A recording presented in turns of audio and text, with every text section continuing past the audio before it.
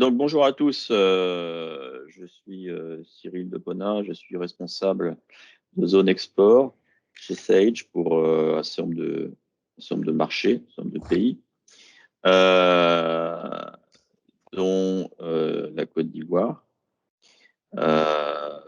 Naturellement que nous avons une équipe dont d'autres personnes s'occupent du Sénégal, que j'ai d'ailleurs eu l'occasion de gérer avec grand plaisir pendant plusieurs années. Peut-être nous sommes-nous croisés à l'occasion de différents événements qui ont eu lieu là-bas. Je vais en quelques slides vous présenter en quoi Sage est une compagnie SaaS, c'est-à-dire qui propose aujourd'hui à nos clients, c'est-à-dire à vous, un ensemble de logiciels SaaS. Après avoir rapidement parcouru aussi, je finirai en vous présentant surtout les références aujourd'hui de nos clients équipés en SaaS à l'international. Alors, rapidement, une information intéressante, si je puis dire, c'est que cette année, nous sommes très fiers de fêter nos 40 ans d'existence chez Sage. Donc, ce qui est assez significatif dans le métier informatique et les logiciels en particulier. Sage, c'est 12 000 collaborateurs salariés, donc, à travers le monde chez Sage. Nous comptons 2 millions de clients. Sommes présents à travers 23 filiales. Donc, présents dans 23 pays, ça veut dire 23 filiales. Ces 23 pays, naturellement, ne comptent pas l'ensemble des pays dans lesquels nous sommes à travers nos revendeurs, comme typiquement le Sénégal ou la Côte d'Ivoire, où nous n'avons pas de filiale, mais où nous avons de nombreux clients, vous en êtes la preuve, et nos partenaires. Et une spécificité de Sage, c'est aussi le pôle international qui est dédié à ce qu'on appelle l'export, donc qui est, pour simplifier, l'ensemble des pays francophones. Donc, c'est la partie sur le slide en vert. Vous voyez que nous avons 75 partenaires agréés qui couvrent ces territoires-là. 5000 clients PME, ça veut dire utilisateurs, c'est peut-être votre cas d'ailleurs, de solutions type 700. 3000 clients PE, 350 clients 1000 et un certain nombre d'experts comptables. Ce qui est un élément très important pour une bonne coordination avec nos clients sur ces marchés-là. Qui sont nos clients? Ça, c'est un petit clin d'œil sur, je dirais, l'idée qu'on peut parfois se faire. Quand on est utilisateur d'une Sage 100, eh bien, on pense que Sage, c'est Sage 100. Quand on est utilisateur de X3, eh bien, on pense que Sage, c'est X3. Mais ce qui nous caractérise, c'est un volant de solutions très, très large.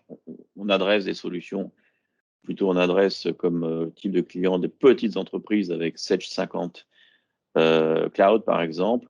Les PME avec Sage 100, vous connaissez naturellement de nom, et puis les moyennes et grandes entreprises avec Sage FRP 1000, Sage X3, voire Sage XRT, la solution de trésor. Et donc, on comprend bien que cette diversité d'offres nous permet aussi d'avoir une diversité de types de clients, y compris les experts comptables, y compris d'ailleurs aussi grâce à nos solutions métiers, des clients qui vont se trouver dans les métiers du bâtiment, par exemple. Alors, le portefeuille, j'en parlais, on voit ici qu'il est, comment dirais-je, synthétisé. Dans la partie grise, les solutions plutôt pour les petites entreprises, voire très petites entreprises, voire monopersonnelles. En bleu, cette génération expert, les solutions experts comptables. Sage Service Pay, qui est je dirais un service de gestion externalisée de paye que nous proposons, non pas nous, mais que nous avons des partenaires en fait, voilà, qui proposent cette solution-là, validée par Sage. En rouge, les solutions Sage 100, Sage Pay et RH, et en vert, les solutions MGE que j'ai citées. Dans le cartouche blanc, c'est l'ensemble des partenariats technologiques que Sage noue avec un certain nombre d'acteurs. Une personne là, voilà. Microsoft, naturellement. Affineo pour les solutions de pay reporting, Tangerine pour également les solutions de biométrie, etc. Les deux qui vous intéressaient ici par rapport à la thématique d'aujourd'hui, c'est ceux qui sont sur la droite, c'est-à-dire Azure, qui est donc notre plateforme partenaire pour toutes les solutions hébergées, donc cloud, PME, et AWS pour les solutions MGE. Laurent reviendra largement dessus tout à l'heure. Alors, puisque le sujet c'est le SaaS, eh bien, vous voyez ici, j'ai indiqué comment ou quelle solution parmi ce portefeuille, je dirais, généralement bien connu de nos partenaires, offre également des solutions on-premise, c'est-à-dire installées à l'ancienne dans votre entreprise, mais également parmi celles-ci qui vous sont proposées en mode cloud ou avec des fonctions cloud. Vous voyez, la SageSAN, typiquement, est proposée aussi bien en mode installé sur un serveur dans votre entreprise, comme nombre d'entre vous l'ont peut-être, ou ce qui est le cas également pour la paye, mais également en hébergé. Et vous savez peut-être aussi que nous proposons des modules complémentaires à ces solutions type comptabilité, qui est l'automation comptable, par exemple, qui est une fonctionnalité qui permet, voyez-vous, l'OCRisation des factures fournisseurs et le traitement, je dirais, automatisé jusqu'à l'écriture comptable qui se fait automatiquement dans la compta. Ça, c'est une solution également cloud.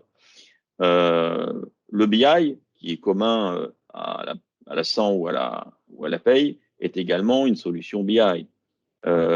Sage Business Cloud Paye, qui est la solution aujourd'hui proposée de gestion de paye en mode cloud également. SEE, je ne vais pas tous les faire, hein, mais SEE, Sage Espace Employé, est une solution de gestion des RH complémentaire à Sage 100, qui est également aujourd'hui un modèle 100% cloud. Sur la partie 1000, ou on va dire MGE, donc la partie verte, les solutions de BI sont également en mode cloud. X3 est proposé aussi d'ailleurs dans son module complet, aussi bien hébergé, installé du coup chez vous dans vos locaux, mais naturellement, et c'est l'essentiel de la présentation de Laurent tout à l'heure, chez un hébergeur. Alors l'hébergeur, c'est Sage, ou l'hébergeur, c'est un hébergeur local, c'est le client qui décide en l'occurrence. Alors, ce sur quoi je voulais surtout m'attarder, et donc j'arrête là la présentation strictement de Sage, ce sont les références. Alors, cette première image, ce sont les références Sage, moyenne et grande entreprise en France. Alors là, on parle de solutions MGE, donc ça peut être des solutions 1000 ou X3, qui sont installées en général chez le client, à l'ancienne ou de manière traditionnelle, je dirais. Mais ce qui va nous intéresser, c'est surtout cette partie-là, car ici ne figure comme logo d'entreprise que des entreprises dont la solution X3 ou 1000 est installée en mode cloud. Je vais en détailler peut-être deux ou trois. Alors, Defender, c'est aux États-Unis. C'est du X3 aux États-Unis hébergé par Sage. Bois Matériaux, on en parle juste après, donc je ne vais pas m'attarder. Meta 4, c'est d'ailleurs un éditeur de solutions RH. C'est une solution hébergée par Sage en multi-tenant. Je ne vais pas définir ici ce qu'est multi-tenant car Laurent va le préciser. En un mot, c'est la mutualisation d'un serveur par plusieurs clients. Mais ce qui va aussi nous intéresser, c'est parmi ces références-là, celles qui concernent l'export. Typiquement, le galet que vous avez sur la partie droite, le troisième en partant du haut, c'est c'est pas un export, c'est un Sage 1000 plus BI Reporting. Et c'est une société de gestion de quincaillerie en e-commerce installée en 2021. Vous avez ici aussi ce qui est intéressant, c'est de noter la diversité en fait des métiers. Bon, certains, je dirais, sont évidents, comme EDF par exemple, ou 10-20, qui est une solution, je dirais, enfin plutôt une société de vente uniquement par Internet, naturellement sur le vin, qui est d'ailleurs qu'on appelle ça, une jeune société, une start-up, qui a choisi le mode cloud justement pour, en réalité, la rapidité d'installation. Et comme c'est une start-up qui se lance dans plusieurs territoires différents, elle a vu dans le cloud l'intérêt d'une installation, enfin justement immédiate, puisqu'il n'y a pas d'installation, d'une mise en œuvre en fait, d'un déploiement dans plusieurs endroits différents immédiats. J'évoquais donc les mises en œuvre à l'export. On peut citer Amadeus, que vous connaissez peut-être, qui est une agence de voyage. Là, en l'occurrence, c'est une solution 1000 hébergée par Sage. J'ai également le plaisir de vous informer d'une très récente décision, d'une récente signature d'un de nos clients qui est basé au Cameroun. Il s'agit de Arnaud Ritel, que vous connaissez peut-être, et qui vient également de faire le choix d'une Sage 1000 hébergée par Sage. Donc, on pourrait passer très très longtemps en fait à détailler un petit peu les métiers et puis surtout ce qui a conduit l'ensemble de ces entreprises-là à choisir le cloud plutôt que l'installation on-premise. Mais en fait, je vais peut-être réserver éventuellement ces différentes histoires pour le débat et la table ronde que nous aurons tout à l'heure afin d'illustrer, si vous le souhaitez, les différents usages du cloud.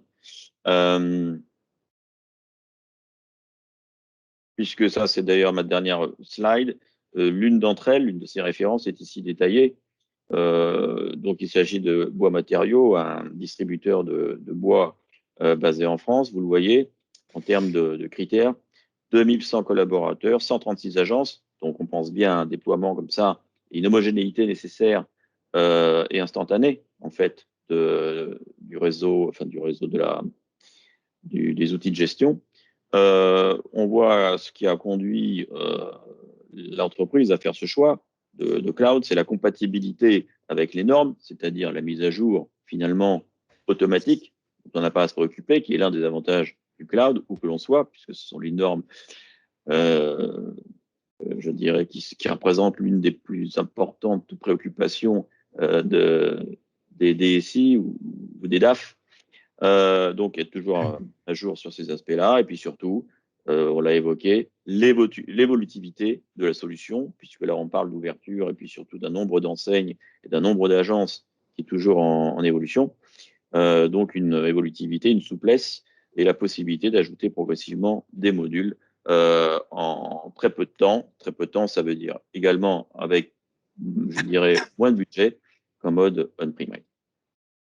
Voilà ce que je souhaitais un petit peu présenter pour, je dirais, cadrer un petit peu, poser les bases et surtout, en fait, en un mot, dire que le cloud aujourd'hui, ce n'est pas une idée comme ça un petit peu lointaine.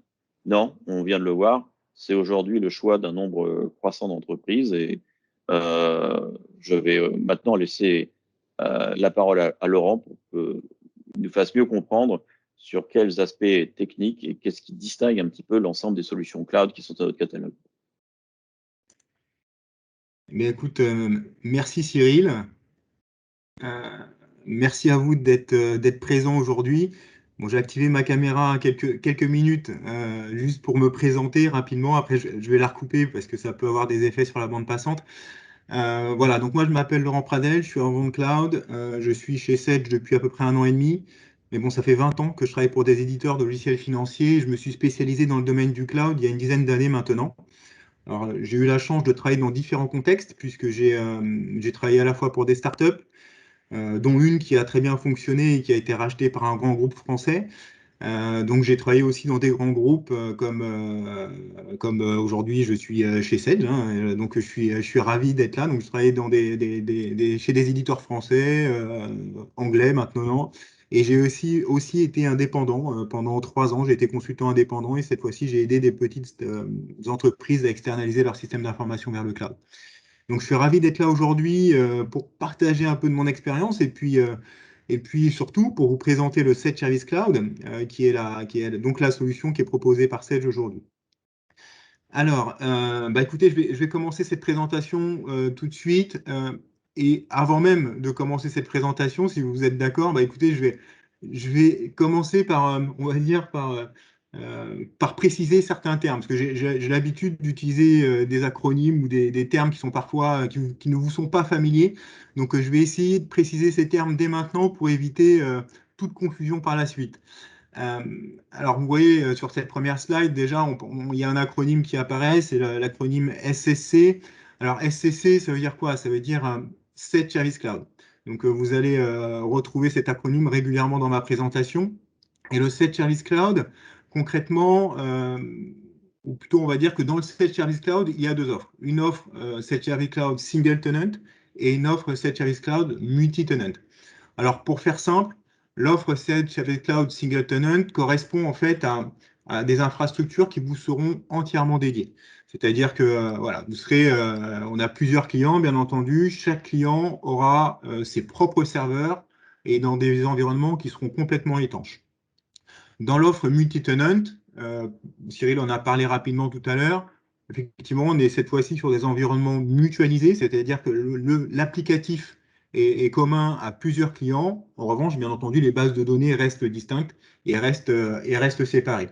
Donc, ça veut dire quoi? C'est que dans l'environnement mutualisé multi-tenant, vous restez bien sûr seul dans votre base de données et seuls vos utilisateurs peuvent accéder à vos données, bien entendu. Il y a une étanchéité qui est totale.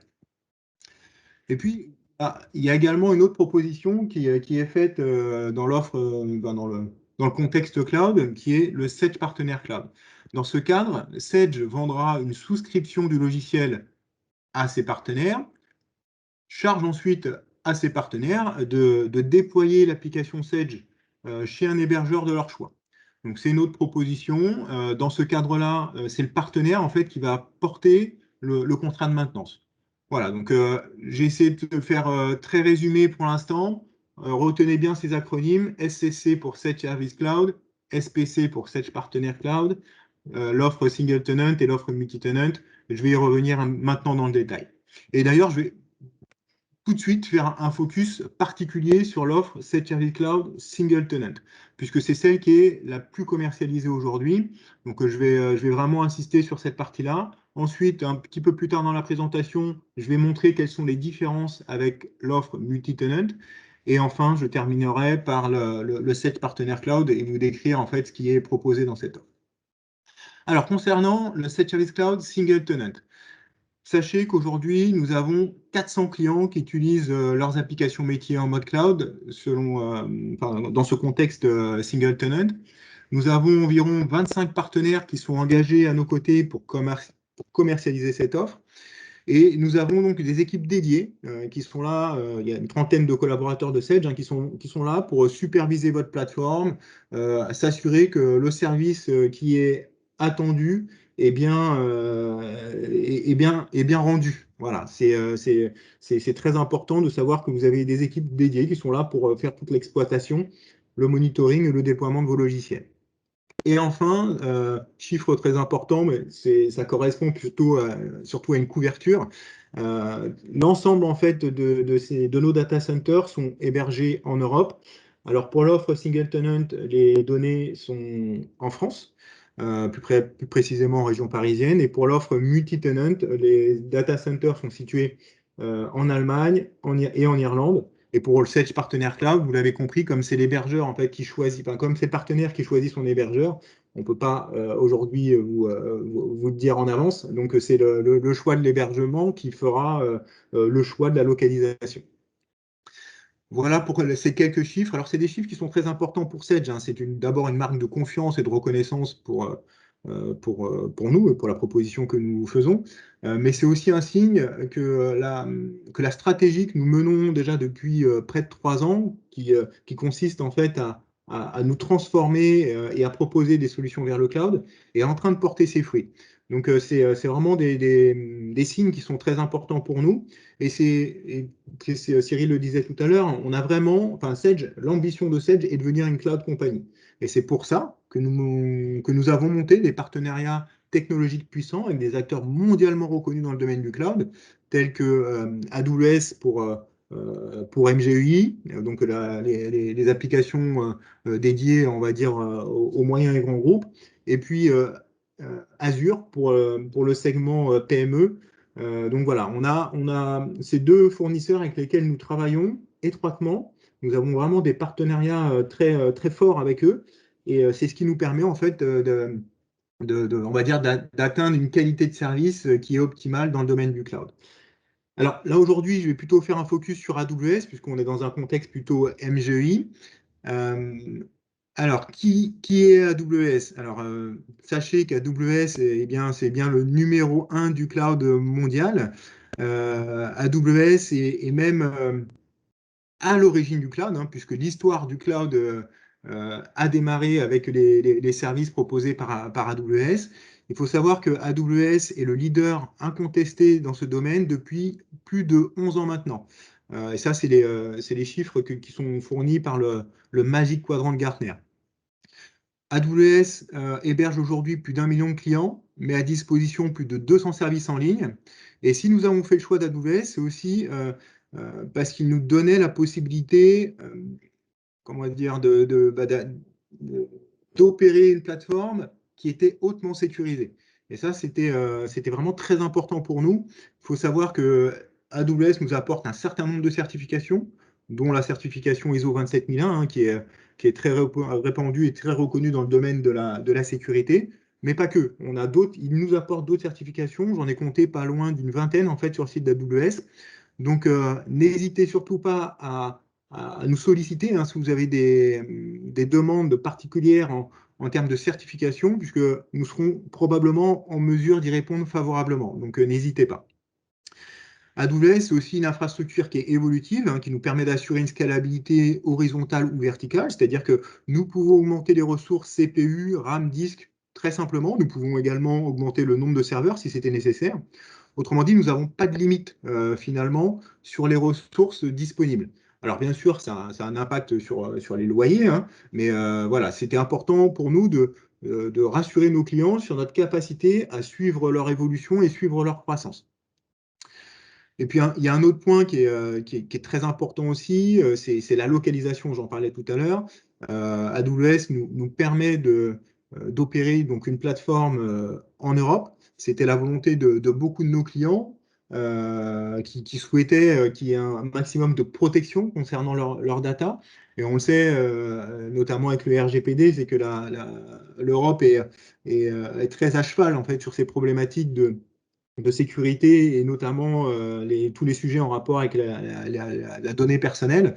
Donc AWS nous a fait cette promesse, nous garantit et nous déployons donc toute notre infrastructure en Europe pour satisfaire une bonne partie de nos clients. Mais ce n'était pas suffisant, il fallait aussi qu'on soit en capacité de fournir un service à l'ensemble de nos utilisateurs qui pouvaient être répartis à travers le monde.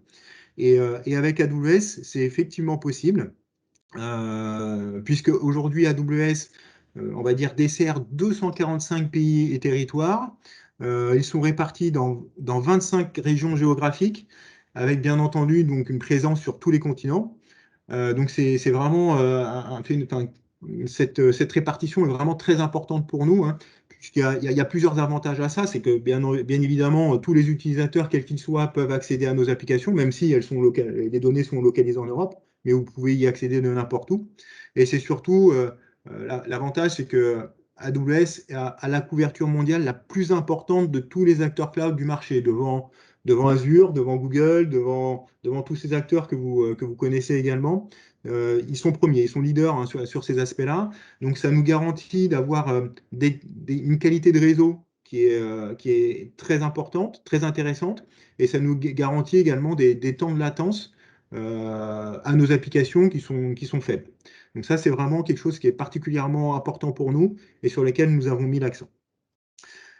Ce qu'il faut retenir donc, à travers cette slide, ou plutôt ce qu'il faut retenir par rapport à cette dernière proposition que je vous ai faite concernant le réseau, c'est qu'effectivement AWS a une qualité de réseau qui est certainement parmi la meilleure du marché, mais ça ne sous-entend pas non plus que vous, de votre côté, vous pouvez vous permettre d'avoir une bande passante ou un réseau Internet dans vos sites qui soit réduit. Non, c'est pas ça que je voulais dire. Il est important que vous ayez, vous aussi, que vous souscriviez à un abonnement Internet qui vous permette en fait d'avoir une connexion de très haute qualité, que ce soit en débit descendant ou montant, et une connexion qui soit fiable. C'est vraiment très important pour que vos utilisateurs aient une expérience au niveau de notre application qui soit satisfaisante. Donc nous faisons notre part en fait du chemin grâce à des fournisseurs cloud qui vous garantissent une qualité de réseau optimale. Et vous devez également faire une partie de votre côté en souscrivant à des abonnements Internet de qualité et de très haut débit. Voilà, concernant ce petit focus et concernant le focus AWS et concernant la partie réseau qui est très importante quand on parle de cloud.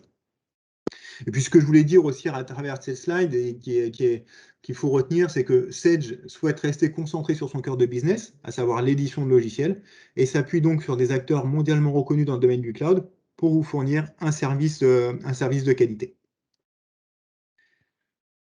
Quand on parle de cloud, il y a un sujet qui revient systématiquement, c'est les SLA, Service Level Agreement.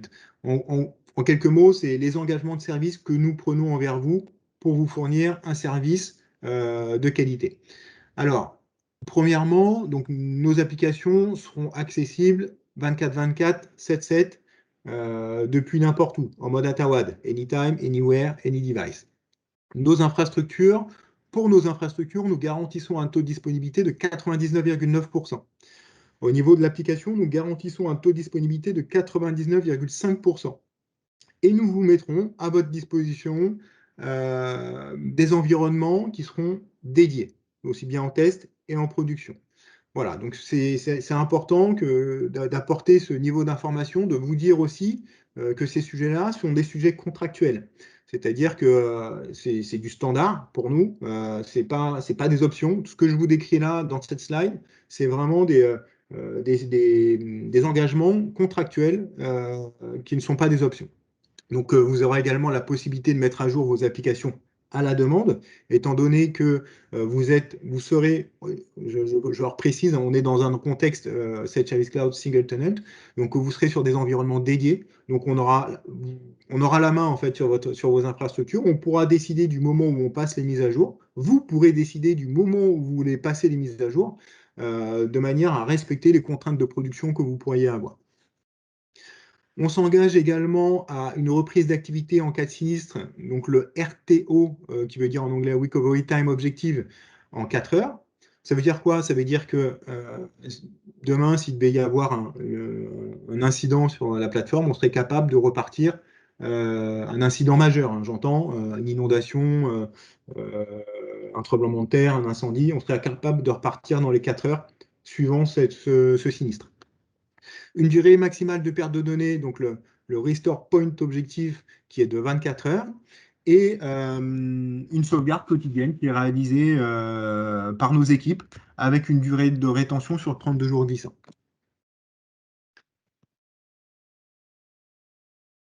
Alors, je vous le disais tout à l'heure, dans le Sage Service Cloud Single Tenant, tous les data centers sont situés en France, plus précisément à Paris.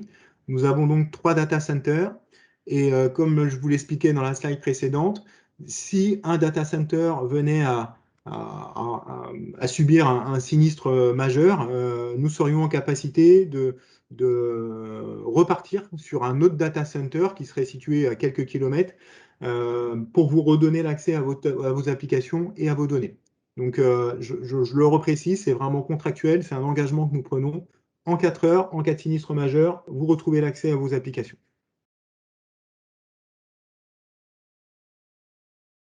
Maintenant, pour démontrer notre volonté à respecter l'état de l'art dans le domaine du cloud, je vais mettre en avant quelques certifications que nous avons.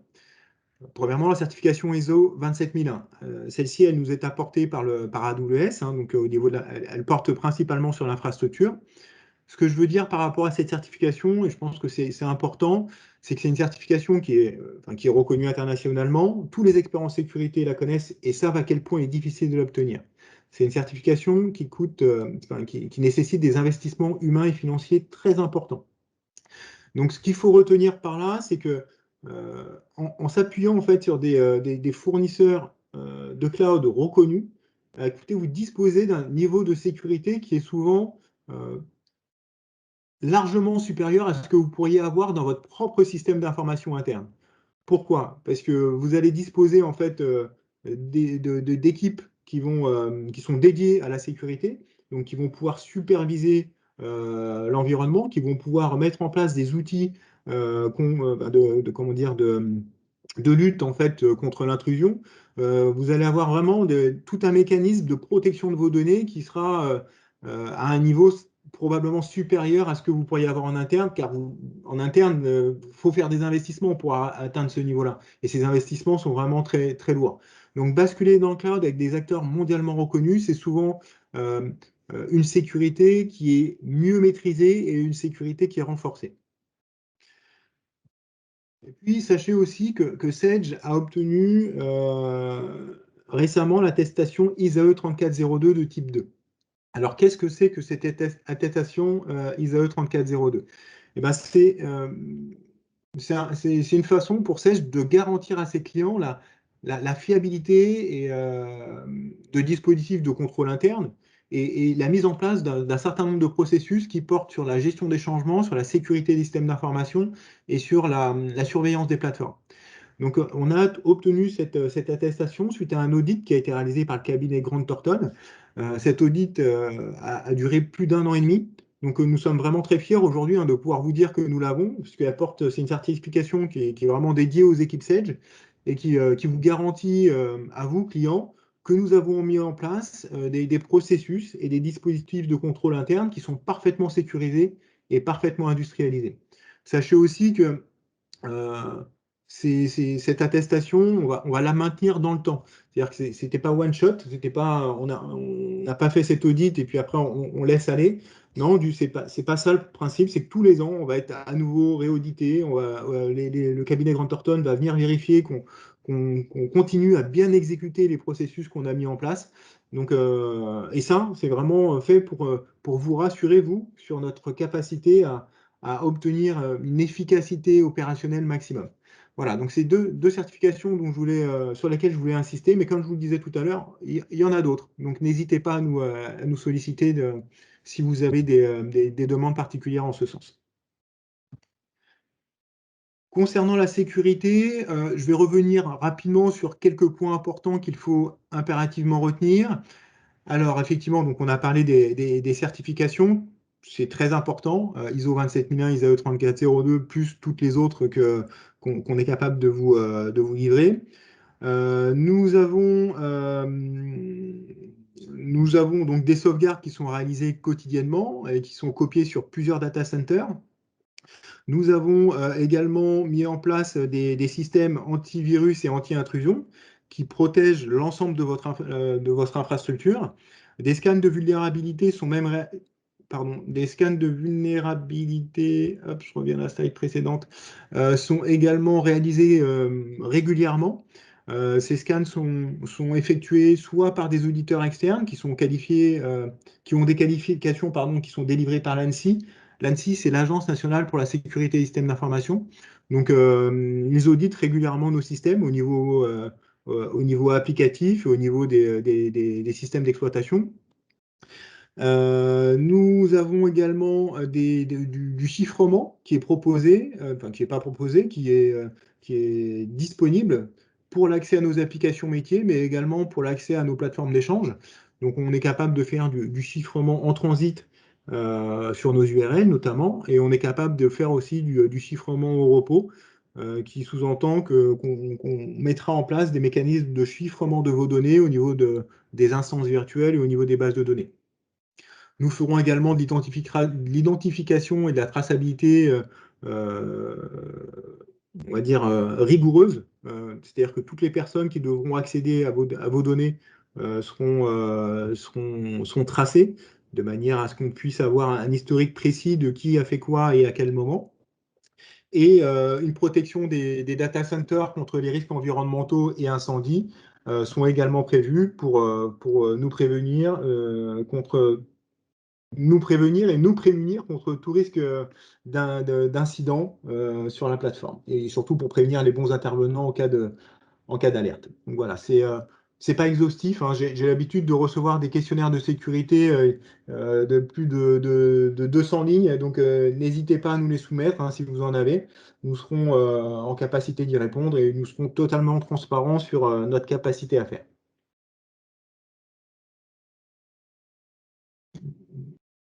En mode cloud, quand on parle de cloud, ou plutôt le cloud est souvent associé avec simplicité. Donc quand quand on met à disposition des applications comme les nôtres, on met effectivement un focus particulier sur l'accès, sur la simplification d'accès à nos logiciels. Donc c'est ce que nous faisons, hein. Nous proposons des applications qui sont accessibles à travers des navigateurs web compatibles HTML5, type Google Chrome, Edge, Firefox ou Safari. Autrement dit, tous ces navigateurs que vous avez l'habitude d'utiliser au quotidien. Sachez aussi que nous sommes compatibles avec des mécanismes d'authentification uniques, type SSO, et qui sont compatibles avec des protocoles de sécurité qui sont très largement répandus, tels que le SAMLv2 et le OAuth2. Alors, qu'est-ce qu'il faut retenir quand on parle de mécanisme d'authentification unique, ou SSO, Single Sign-On? Ce qu'il faut retenir, c'est que ça donne du confort, on va dire ça donne du confort aux utilisateurs, puisqu'ils ne sont pas obligés de se réauthentifier quand ils rentrent dans le logiciel. Mais pour autant, ça sécurise cette connexion. Pourquoi? Parce qu'en fait, notre logiciel et votre annuaire de compte vont être synchronisés. Donc, autrement dit, si un collaborateur venait à quitter votre entreprise, vous n'avez pas besoin d'avertir l'éditeur. En gros, si vous supprimez votre utilisateur de votre annuaire de compte, il perdra automatiquement les accès à notre logiciel. Et ça, on va dire que ça redonne de la sérénité, aussi bien à vos équipes d'administration système de votre côté, mais aussi côté éditeur. C'est très important pour nous de savoir qu'il n'y aura plus aucun litige sur ces aspects-là. C'est-à-dire que on sait que les collaborateurs qui utilisent notre application sont vraiment ceux qui sont autorisés par nos clients à se connecter. Et ça, c'est vraiment crucial. Alors, ça, je vous le disais, hein, ça simplifie le mode de connexion, puisque vous n'êtes pas forcément obligé de vous réauthentifier, mais ça sécurise ce flux. Et c'est particulièrement important. Quand on parle de Sage Service Cloud, il y a un mot qui est particulièrement important, c'est le mot service. Alors, je vais décrire ici les services qui sont prévus par défaut, et je reviendrai dans la slide qui suit sur quelques services qu'on peut proposer de façon additionnelle. Alors, parmi les services qui sont proposés par défaut, bien entendu, vous retrouverez l'hébergement de notre infrastructure en 24/7, avec donc tout ce qui concerne l'infrastructure, la sécurité, le réseau, et bien entendu, à la charge de Sage. C'est très important. Nous allons également assurer tout ce qui concerne le support, le monitoring, l'administration de cette infrastructure en 24/7. Je reprécise, tout ça, toutes ces tâches sont à la main de Sage. Vous n'avez rien à faire sur ces parties-là. Nous garantissons un taux de disponibilité de 99,5% sur l'application. Le RTO est de 4 heures, le RPO est de 24 heures, c'est inclus, c'est en standard. Les sauvegardes sont réalisées quotidiennement. Nous appliquons régulièrement les patchs de sécurité sur les systèmes, sur les bases de données et sur nos applications, bien sûr.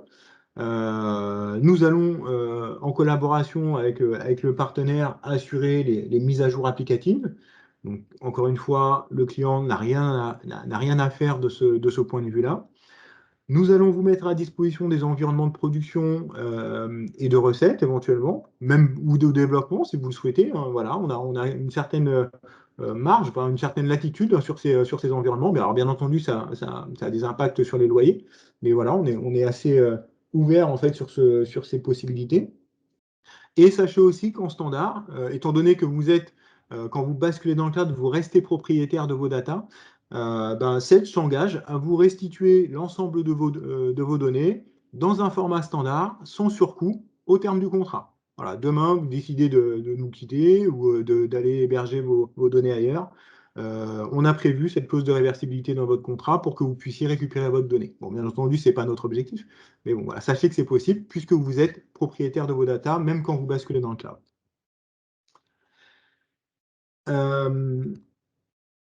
Et donc, parmi les services complémentaires qu'on peut vous proposer, donc on peut vous proposer de faire des sauvegardes supplémentaires. Ça va vous permettre notamment de réduire la perte de données maximale en cas de sinistre sur la plateforme. Je vous ai dit tout à l'heure que cette perte de données maximale était de 24 heures.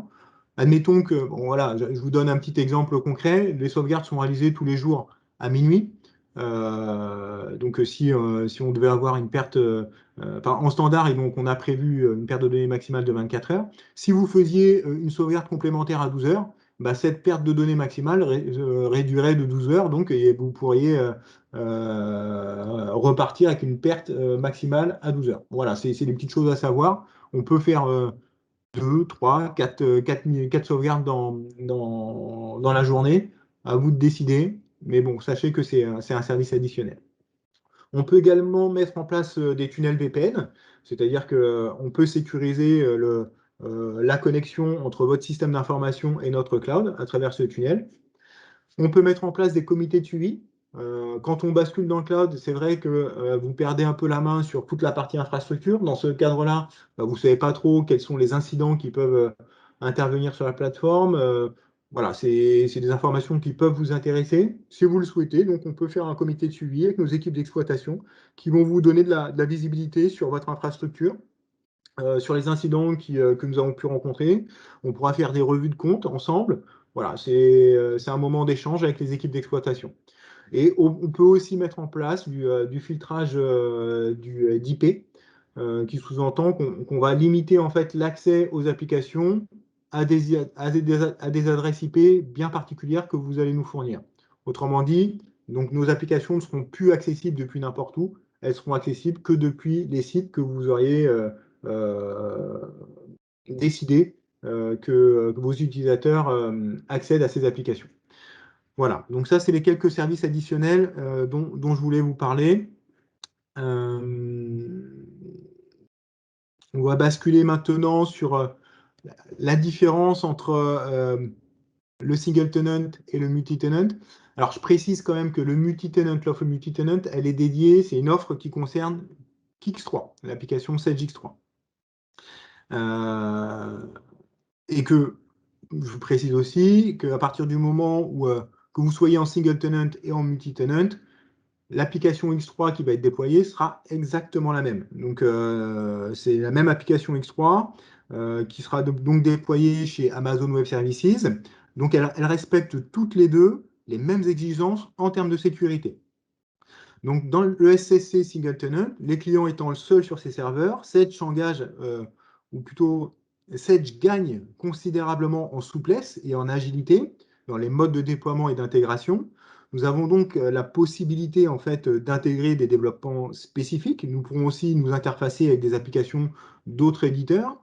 L'intégration de législation développée par nos partenaires sera également possible. Et enfin, nous pourrons respecter le rythme de montée de version de nos clients, celui qui correspond le plus à vos contraintes de production. Donc, généralement, en single tenant, ça correspond parfaitement aux offres qui nécessitent en fait, comment je pourrais dire ça? Ouais, oui, c'est ça. C'est que le single tenant correspond au mode de déploiement de solutions complexes. Voilà, qui est avec un nombre d'utilisateurs qui est assez conséquent, puisqu'on est capable de capter un nombre d'utilisateurs quasi illimité. Voilà, donc l'offre single tenant est plutôt accessible à des projets complexes nécessitant développement spécifique et un nombre d'utilisateurs qui est important. Dans l'offre multi-tenant, nous sommes donc sur des infrastructures mutualisées, avec les avantages que cela comporte. Ce type d'infrastructure permet à Sage d'optimiser ses coûts, ce qui a un impact immédiat sur les tarifs, qui seront donc plus compétitifs pour ce type d'offre. Le second avantage, c'est la simplification et l'industrialisation du processus de mise à jour. En effet, puisqu'il n'y a qu'une seule plateforme applicative standard à mettre à jour, les livrables sont peu contraignants et peuvent ainsi être plus fréquents et automatisés. Vous l'avez compris, donc dans l'offre multi-tenant, du fait de la mutualisation des ressources, l'intégration des développements spécifiques et l'intégration de nouvelles, de législations qui ne seraient pas incluses dans le corps modèle du produit ne pourront pas être possibles.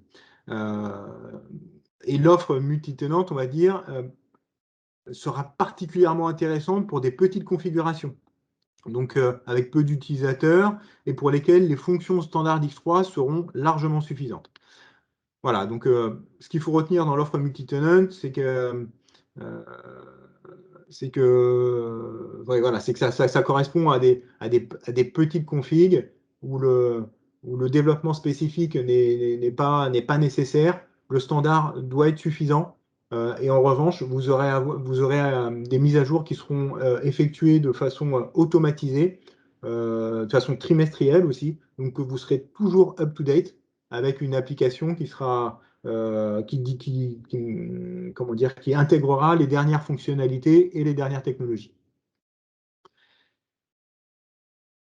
Enfin, un dernier petit point à retenir concernant bon, ça c'était les avantages que je vous ai déjà décrits.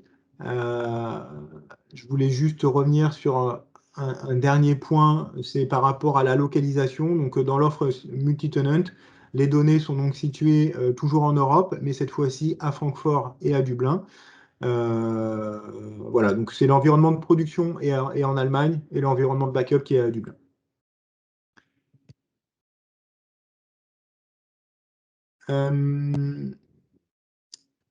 Dernier point, oui, dernier point concernant le Sedge Partner Cloud.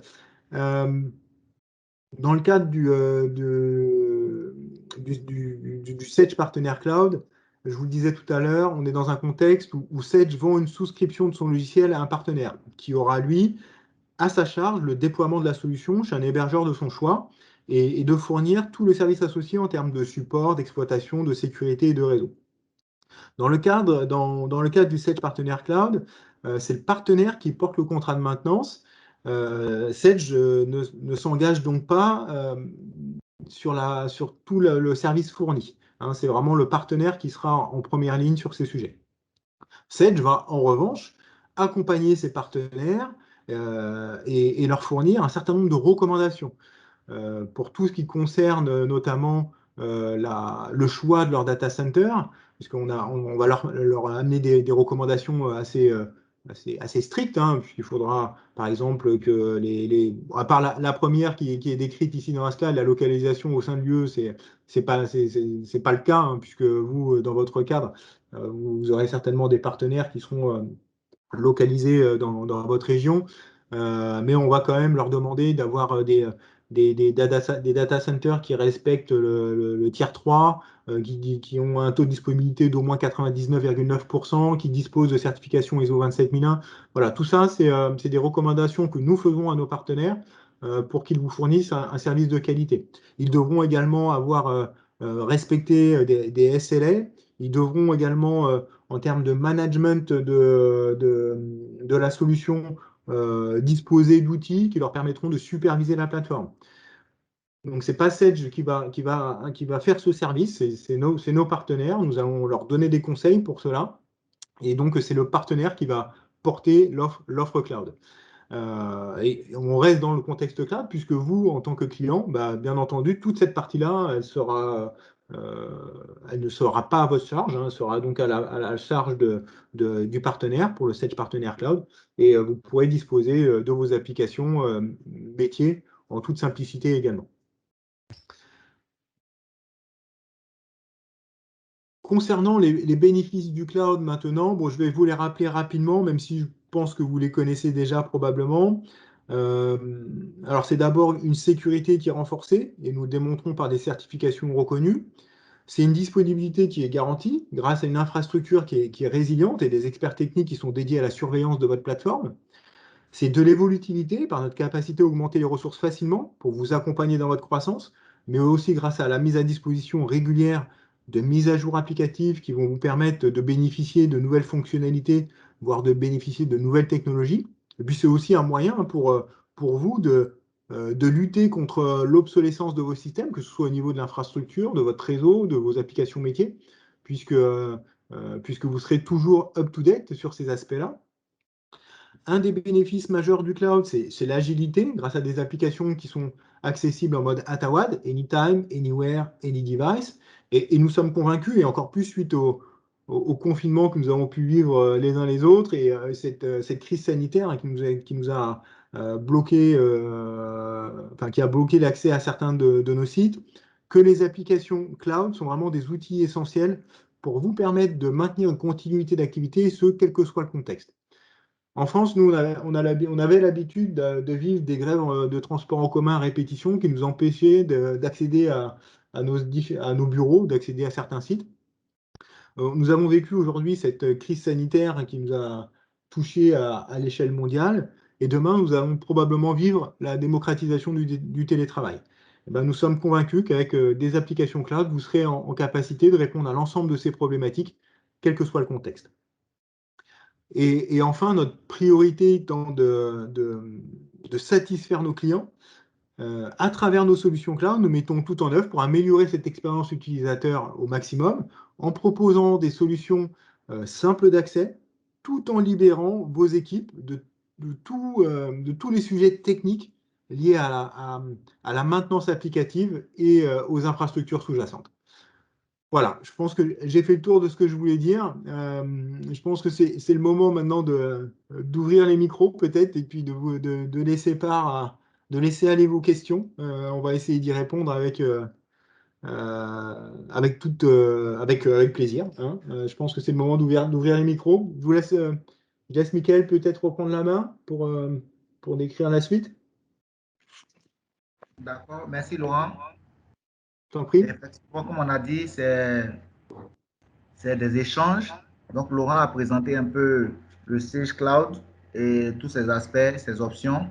Maintenant, c'est au tour des clients qui sont présents de pouvoir peut-être donner leurs avis, leurs impressions, les craintes qu'ils ont et les futurs projets qu'ils ont dessus ou des projets qu'ils ont déjà effectués, le retour d'expérience dessus, pourquoi pas. Pour ceux qui ne peuvent pas prendre la parole directement, vous pouvez aussi écrire dans le chat pour qu'on puisse relayer ces questions ou ces informations-là pour qu'on puisse échanger dessus. Je vous remercie.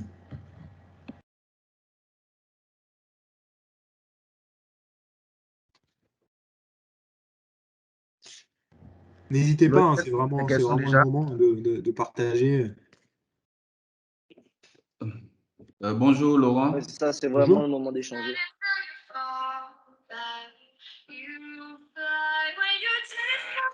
Bonjour Laurent. Bonjour. Moi, je suis Monsieur Coré. Je suis responsable informatique à IDT. IDT qui est la Société ivoirienne de télédiffusion. J'ai été invité par la société Osiris, par Michael. Voilà, en fait, ce que je voudrais dire, c'est que là, bon, on veut aller vers le tout cloud. Mais quand on dit cloud, c'est-à-dire qu'on est dépendant aussi de la connexion Internet. Donc, il faut avoir une bonne connexion Internet, une connexion dédiée. Voilà, une connexion qui soit évidemment peut-être hautement disponible. Et ça déjà, c'est un coût. C'est un coût. Donc, ça risque d'être déjà une contrainte. Mais ce que moi, j'aurais souhaité, c'est de permettre que le cloud permette en option une reprise d'activité. De sorte que si moi, dans mon environnement, j'ai un souci de disponibilité de mes applis ou de mes serveurs, voilà, et puis avoir une continuité de service à partir du cloud. Ça veut dire qu'il faut qu'il y ait une synchronisation de mon environnement interne vers, vers le cloud. Moi, ça m'aurait bien intéressé. Maintenant, ma deuxième préoccupation, est-ce qu'il y a un gain installé? Quel est vraiment le gain d'installer l'application dans le cloud depuis en local? On peut s'attendre à quel gain, par exemple, en termes de taux, hein? Alors, pour moi, les gains, je vous ai décrit tout à l'heure un peu les bénéfices, mais pour moi, il y en a plusieurs. Enfin, vous m'avez parlé de coûts tout à l'heure. On a fait des études, on fait régulièrement des études. Aujourd'hui, on a des outils qui nous permettent de comparer les coûts d'un TCO, enfin, c'est le fait que vous investissiez en fait dans du matériel, dans de l'équipement réseau, dans des ressources humaines en fait pour pouvoir assurer l'exploitation d'une application on-premise, en interne, versus des loyers SaaS. Et on a fait des études sur 5 ans, et généralement, on s'est rendu compte que cette économie est généralement en faveur du SaaS. Donc c'est important que, j'ai envie de dire, en fait, de, de changer en fait son état d'esprit par rapport au coût, parce que généralement, enfin, cette étude, hein, il faut vraiment la faire sur une période qui est conséquente, parce que généralement, quand on fait des investissements en matériel, c'est pas sur un an, c'est sur 5 ans. Il faut vraiment comparer ce qui est comparable. Et je vous le confirme, et d'ailleurs, on sera tout à fait en capacité de vous le démontrer si vous souhaitez qu'on aille sur ces sujets-là, que généralement l'économie est en faveur du SaaS parce que vous avez plus de matériel acheté, vous avez plus de ressources internes en fait dédiées au sujet de l'exploitation, hein, parce que je vous parlais tout à l'heure, faire l'exploitation d'une infrastructure, c'est pas juste installer un serveur, c'est s'assurer que ces serveurs tournent, ces serveurs soient sécurisés, ces serveurs soient à jour. Ça demande des ressources en interne, hein, et ces ressources internes coûtent cher, surtout quand on veut faire un service de qualité qui soit accessible en 24/7, parce qu'on peut toujours aussi déployer chez soi.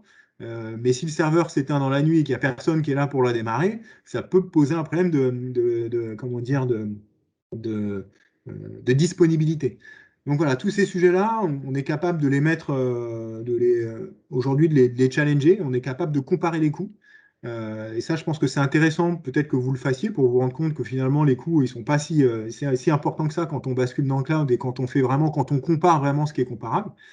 Et puis après, les bénéfices, bon, vous m'avez parlé quand même de la qualité du réseau. Ça effectivement, c'est une nécessité qui est forte. Quand on bascule dans le cloud, il faut qu'il y ait une connexion Internet qui soit au niveau. Nous faisons notre part, je vous ai dit tout à l'heure, nous faisons notre part en garantissant que notre hébergeur, en tout cas que notre fournisseur cloud, va vous apporter une qualité de réseau qui soit optimale. Mais il y a quand même une part de responsabilité ou plutôt de, de mise en œuvre de votre côté. Il faut que vous ayez une bande passante qui corresponde. Après, quand on est sur des applications type X3, la bande passante, on est capable de la calculer assez simplement. Je vais employer, bon, ça va être un peu des termes un peu bavards pour certains d'entre vous, c'est 60 kilobits par utilisateur pour se connecter à l'application. Donc ça représente finalement une bande passante qui est très faible. Donc il suffit en fait de multiplier ce chiffre par votre nombre d'utilisateurs maximum et on aura la bande passante qui sera nécessaire. Donc il sera très simple en fait de calculer quel besoin vous aurez en termes de bande passante pour l'application 7J3 ou 7GFRP1000. Et à partir de là, vous devrez donc réajuster votre abonnement Internet pour avoir une qualité, une bande passante qui soit parfaitement ajustée.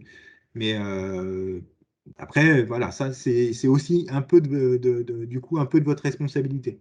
Mais ça vous apporte aussi tous les avantages que je vous disais tout à l'heure. C'est que quand vous êtes sur une application qui est accessible depuis Internet, bah, c'est une application qui est accessible depuis n'importe où. Et ça, c'est un avantage qui est indéniable. Ça veut dire que vous n'êtes pas obligé d'être à votre bureau pour accéder à votre logiciel. Vous pouvez être n'importe où. Vous pouvez permettre à vos utilisateurs de faire du télétravail. Vous pouvez permettre à vos utilisateurs, quand ils sont en vacances, de se connecter. Vous pouvez permettre à tous vos utilisateurs d'accéder à votre logiciel en 24/7. Et ça, c'est très important et c'est très demandé aujourd'hui. Voilà, je ne sais pas si j'ai répondu à votre question en partie, mais je pense que c'est des points sur lesquels il faut insister.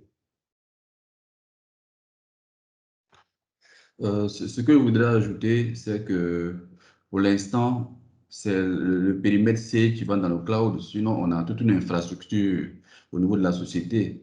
C'est pas tout qui va dans le cloud. Donc, on sera toujours obligé d'investir en interne. Voilà. Seulement le segment, en fait, c'est pas si, c'est moi qui n'ai pas bien compris, hein, si vous pouvez. Non, en fait, ce que je voulais justement dire, c'est que quand vous basculez dans le cloud, tous ces investissements-là, il y en a certains que vous n'avez plus besoin de faire. Ok, vous avez un système d'information interne, Mais si la plupart de vos applications étaient dans le cloud, ces investissements-là, ils seraient réduits de quasiment 2 tiers, c'est sûr. Puisque le système d'information repose sur des applications métiers généralement. Voilà. Donc ces investissements, ils pourraient être réduits vraiment de 2 tiers si vous aviez basculé l'ensemble de votre système d'information vers le cloud. Oui, mais est-ce qu'on aurait par exemple la possibilité, comme je l'ai demandé, de permettre que le cloud soit une possibilité de reprise d'activité? Si moi je n'ai pas un site de reprise d'activité, est-ce que le cloud pouvait me permettre au cas où j'ai un souci en interne, hein, parce que moi, ça m'aurait intéressé d'avoir mon infrastructure interne, puis voilà, permettre une reprise d'activité s'il y a un souci en interne à partir du cloud. Est-ce que ça c'est possible?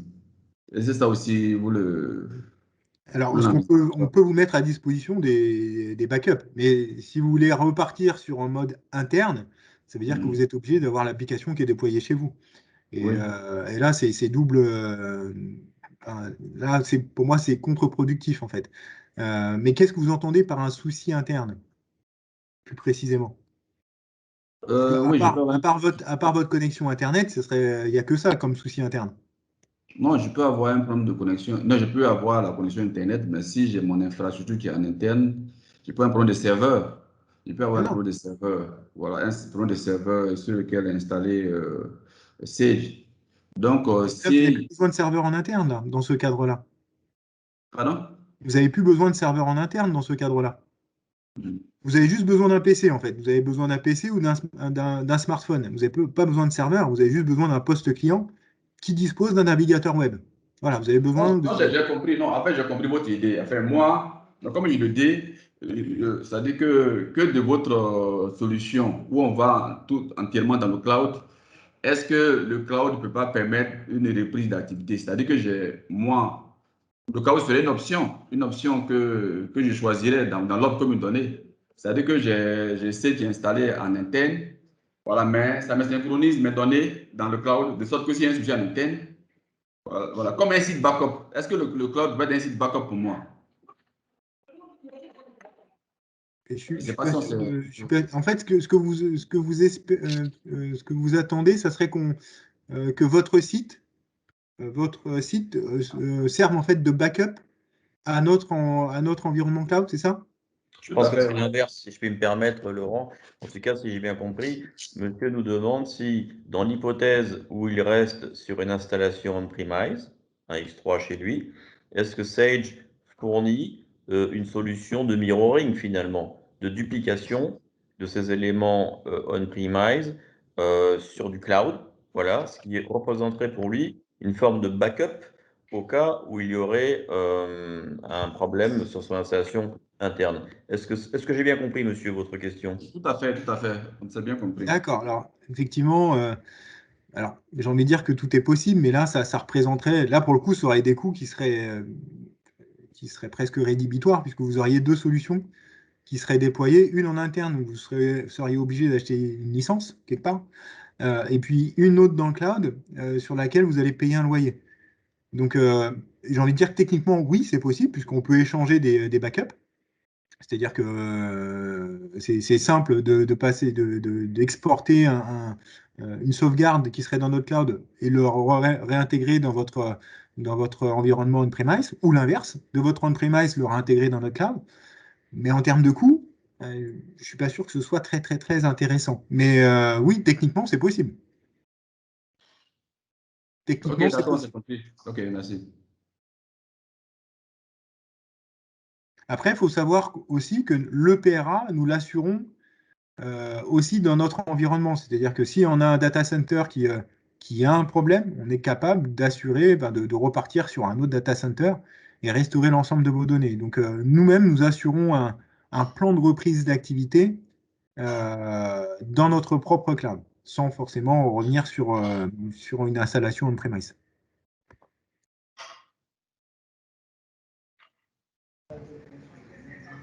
Oui, alors bonjour, je vous Bonjour. parlais. C'est M. Ndiaye de la SENAC. Je voulais Bonjour. vous poser la question. Et quelle est la performance de votre serveur sur le cloud? La performance. la performance, elle dépend de beaucoup de choses. Déjà, en fait, ce qu'il faut avoir à l'esprit, c'est qu'on ne va pas nous s'engager sur une performance particulière, dans le sens où, quand on est dans le cloud, je vous l'ai dit, ça dépend du réseau. Ça dépend de votre connexion Internet, ça dépend de votre fournisseur d'accès. Donc, on peut avoir de très bonnes performances à partir du moment où vous avez une bande passante qui est ajustée. Donc ça, c'est très important. C'est pour ça que je faisais vraiment un focus tout à l'heure sur la qualité de la bande passante que vous avez. Parce qu'avec AWS, on va garantir un certain nombre de choses, mais vous avez quand même une part de responsabilité sur ce sujet-là. Donc la performance, on peut, nous, la maîtriser. Parce qu'on va mettre en place des sondes en fait, dans nos applications qui vont nous permettre de mesurer en combien de temps on se connecte, en combien de temps on se déconnecte, en combien de temps est-ce que nos URL elles sont accessibles. Donc ça, nous, on va pouvoir le mesurer sur des actions très particulières. Donc on va garantir que nos applications donc, sont accessibles 99,5%. On va aussi garantir qu'on se connecte et qu'on se déconnecte dans un temps qui est satisfaisant. Et si nos clients le souhaitent, on peut aussi mettre des sondes sur des scénarios prédéfinis. C'est-à-dire que, je ne sais pas moi, vous avez une action que vous avez identifiée comme étant gourmande en temps et que vous voudriez surveiller la performance sur un scénario bien déterminé dans l'application. Ben, on peut mettre cette sonde sur ce scénario-là. Donc ça, par contre, c'est optionnel, mais on peut mettre en place un certain nombre d'outils qui vont nous permettre de vérifier que les performances sont au rendez-vous. Mais on ne va pas s'engager contractuellement, par contre, parce que je vous le disais, c'est dépendant en fait du réseau. Et voilà, donc, mais les performances sont très bonnes pour peu que vous avez un réseau qui est bon aussi. Et AWS garantit une faible latence.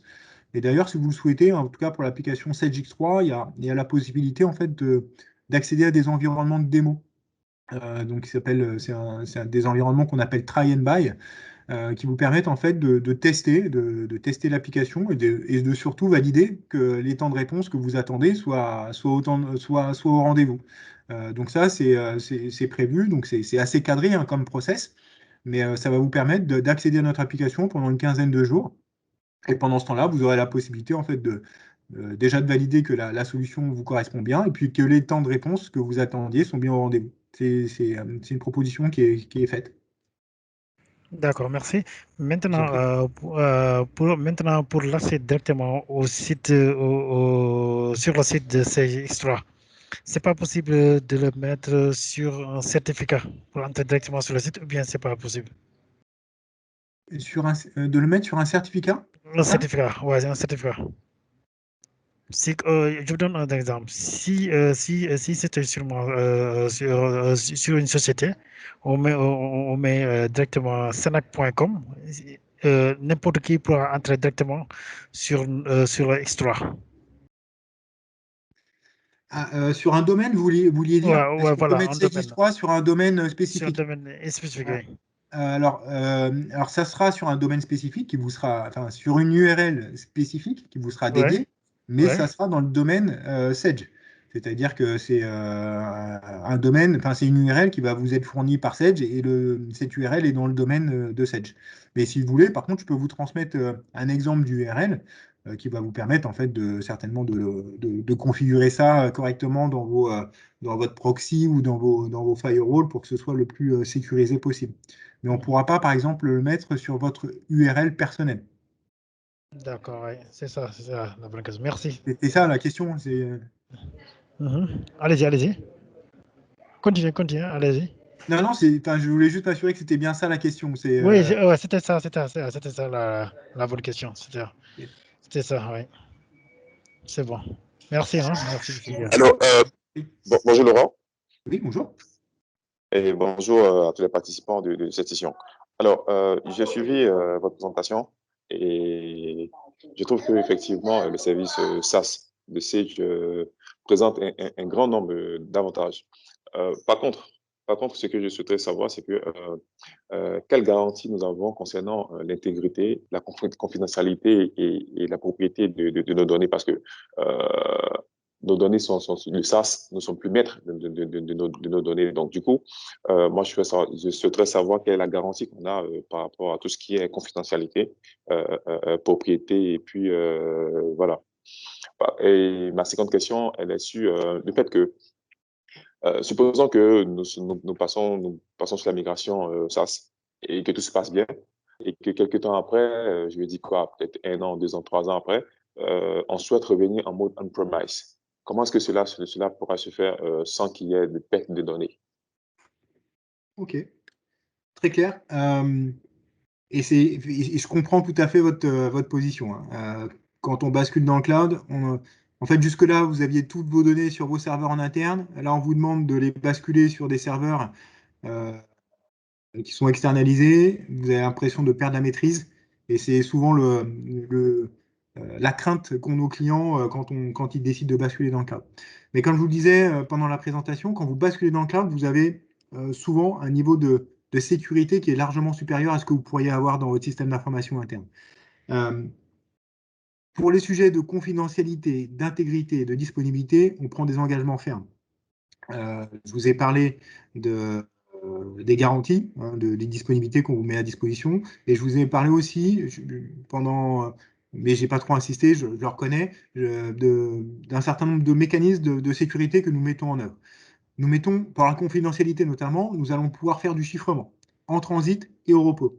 Donc le chiffrement va vous permettre de quoi? Donc de sécuriser vos URL, c'est-à-dire que vos utilisateurs, quand ils vont se connecter à l'application, personne ne pourra déchiffrer le flux d'informations qui sera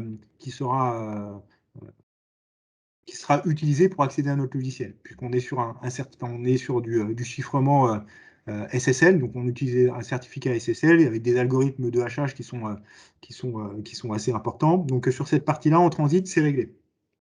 Et puis on peut vous proposer, alors on va vous proposer 2 choses, une en standard et une en option. En standard, sachez aussi que toutes les instances virtuelles sur lesquelles seront déployées vos applications sont également chiffrées, c'est-à-dire que les disques des instances virtuelles sont chiffrés. Ça veut dire que quelqu'un qui veut récupérer votre instance virtuelle, enfin, qui pourrait récupérer votre instance virtuelle, puisque une instance virtuelle, vous savez tous que c'est un fichier finalement, il ne pourrait rien en faire puisqu'il n'aurait pas la clé de déchiffrement. Et troisième point, qui est cette fois-ci en option, c'est on a la possibilité en fait de chiffrer la base de données avec un mécanisme qui est proposé par Microsoft, parce que quand vous allez basculer dans le cloud, vos données seront hébergées dans des bases de données SQL Server 2019, pour être plus précis. Et on a la possibilité d'utiliser une option qui s'appelle TDE, Transparent Data Encryption.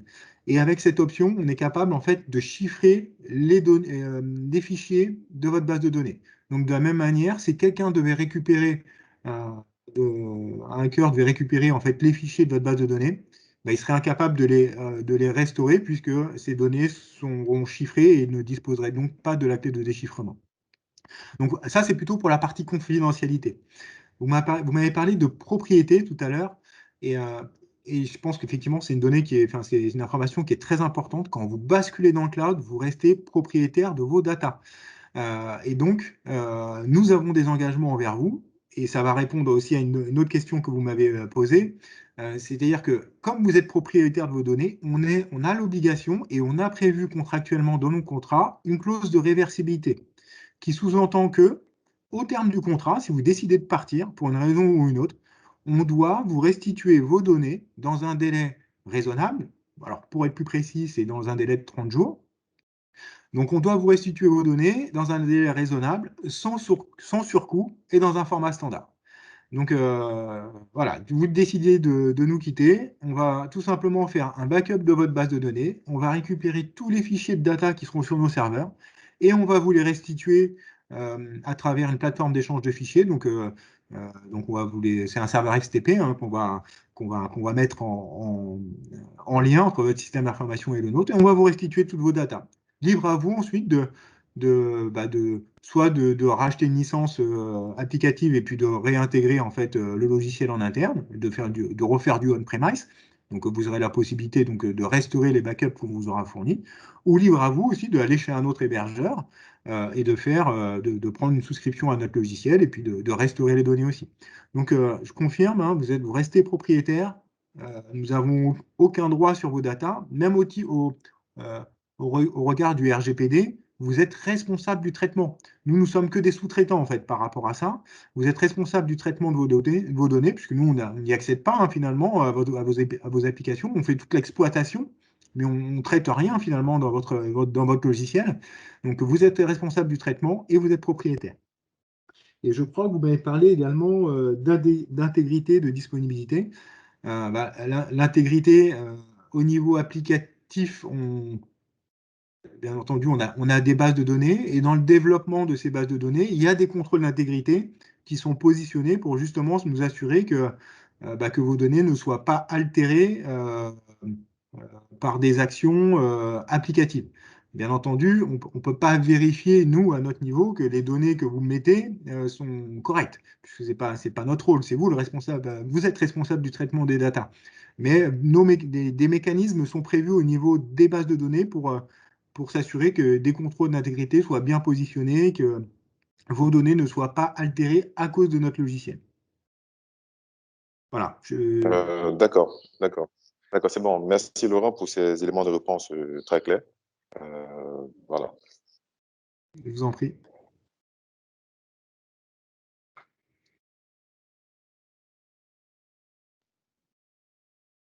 N'hésitez pas, hein, on a un petit peu de temps, on en profite pour échanger entre nous. Donc,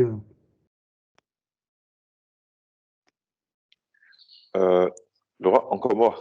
oui. Désolé. Je souhaiterais savoir, par contre, dans tous vos slides, je n'ai pas vu de slides prenant en compte le pricing. Ah, c'est normal. C'est parce que moi, je ne parle pas de prix. Non, moi, je parle vraiment des sujets purement techniques, on va dire, et applicatifs. Le pricing est souvent à la main des commerciaux et Cyril sera certainement le bon interlocuteur pour vous sur ces sujets-là. Mais bon, après, posez toujours la question, peut-être qu'on aura des réponses Ah à oui, vous parce que apporter en séance. non, c'était juste savoir si éventuellement il y avait un pricing standard, parce que nous, il serait vraiment intéressant pour nous de faire un benchmark entre le budget qu'on a aujourd'hui pour le on-premise et le budget qu'on pourrait avoir éventuellement pour la partie SaaS. Mhm. Voilà, donc c'est pour ça que je demandais si éventuellement c'était possible d'avoir quelques informations sur tout ce qui est pricing standard, je veux dire, peut-être avancé, etc., etc. Ouais. Donc, Cyril va certainement vous confirmer, le pricing, il est souvent associé à un nombre d'utilisateurs, à un volume de données. Donc, on a besoin quand même de quelques éléments pour pouvoir vous fournir un pricing précis. Mais en tout cas, ce qui est important, et ça, je veux vraiment que vous ayez cette information, c'est qu'on est capable aujourd'hui, en fonction du loyer qu'on va vous proposer, de vous aider aussi à chiffrer ce que ça vous aurait, ce même déploiement vous aurait coûté en interne. Et de faire ce comparatif est très important parce que ça peut vous aider en fait à vendre le sujet en interne, à vendre le sujet au niveau de votre direction financière, à vendre le sujet au niveau de votre direction tout court, votre direction générale. Donc, on est capable vraiment effectivement de benchmarker, comme vous le dites, de comparer en fait le TCO, donc le coût d'investissement dans le matériel, l'équipement, versus le loyer SaaS. Donc, quand on aura effectivement le coût de votre loyer, on pourra le comparer avec ce que ça vous aurait coûté en interne. Et je pense que c'est vraiment une démarche qu'il faut avoir à l'esprit aujourd'hui, il faut la généraliser, je pense. D'accord, c'est bien noté. Merci beaucoup. Je vous en prie. Je pense que tu as tout dit sur le sujet, Laurent. Je n'ai pas grand-chose à ajouter sur le pricing. Non. Si ce n'est que la démarche, en réalité, consiste plutôt à demander le pricing à votre partenaire. C'est par lui, en fait, que l'information va passer. Et naturellement que ce tarif est, je dirais, construit après que les renseignements, les informations aient été précisés sur la configuration et sur les services parce qu'on l'a évoqué tout à l'heure, il y a des services standards, mais aussi des services complémentaires. Or, peut-être que des services complémentaires peuvent être utiles pour mieux porter le projet en interne, surtout lorsque on évoque ce qui est naturel des préoccupations de sécurité ou de sauvegarde ou de temps de réponse. Bon. Donc, c'est l'ensemble de ces éléments, naturellement, qui permettent d'aboutir à un pricing qui se fait donc en totale, je dirais, collaboration et partenariat entre Sage et le partenaire, qui ensuite vous le propose. D'accord, Cyril, il y a M. Brou, notre directeur technique, qui souhaiterait ajouter quelque chose. Si tu souhaites poser une question, bien sûr. Ok. Bonjour à tous. Bonjour. Je suis M. Brou, directeur technique Osiris. Je voulais juste rassurer nos clients, notamment M. Adam Traoré. La société Osiris, en tant que partenaire, sera disponible pour vous aider à faire l'expression des besoins. Et une bonne expression des besoins permet de bien qualifier votre demande et faire un bon chiffrage par la suite. Et c'est très important parce que ce retour d'expérience vous nous permettra de bien proposer une démarche de mise en œuvre, notamment en ce qui concerne les groupes où, je dirais, le budget est très important. Donc, les partenaires sont disponibles et nous proposons une démarche de préparation d'expression de besoins sous forme de mini-cahier de charge. Et c'est très important. Merci. D'accord, c'est bien noté. C'est bien noté. Merci beaucoup. Je crois qu'il peut être effectivement intéressant de préciser que le fait, je dirais, d'utiliser une solution Sage en mode SaaS ne change rien en réalité dans la relation que vous, clients, avez et allez conserver en fait avec votre partenaire. Donc en l'occurrence, Osiris Oceaninfor. C'est une autre façon, je dirais, d'utiliser votre logiciel Sage, mais les interactions entre, d'un côté, vous et votre partenaire, et de l'autre côté, entre le partenaire et Sage, ne changent pas.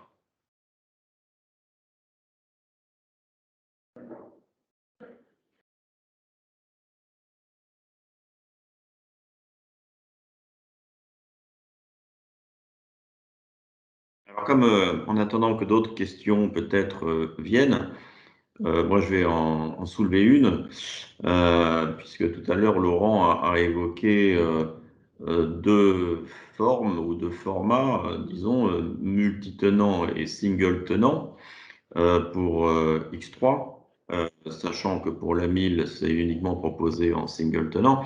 Mais dans l'hypothèse où un client souhaiterait aborder le cloud en multitenant, est-il envisageable pour lui à terme, si son logiciel vient à avoir besoin de développement complémentaire, c'est-à-dire à se complexifier, est-il possible de passer d'un mode multitenant à un mode single tenant? Oui, c'est une très bonne question, effectivement. J'aurais pu le préciser, effectivement, vous avez la possibilité. Je vous l'ai dit rapidement, les applications qui sont déployées dans le X3 multitenant et single tenant sont exactement c'est exactement le même X3. Donc, on a tout à fait la possibilité de faire un déploiement dans le single tenant et de restaurer la base de données qui était dans le multi dans le single. Donc c'est techniquement complètement possible et c'est tout à fait envisageable pour des clients qui auraient besoin dans un deuxième temps, qui n'auraient pas forcément identifié tout de suite, mais dans un deuxième temps, qui auraient besoin de développement spécifique ou d'accéder à des législations complémentaires. On aurait la possibilité effectivement de basculer dans un environnement qui serait plus adapté pour ce type de besoin. Donc oui, c'est possible.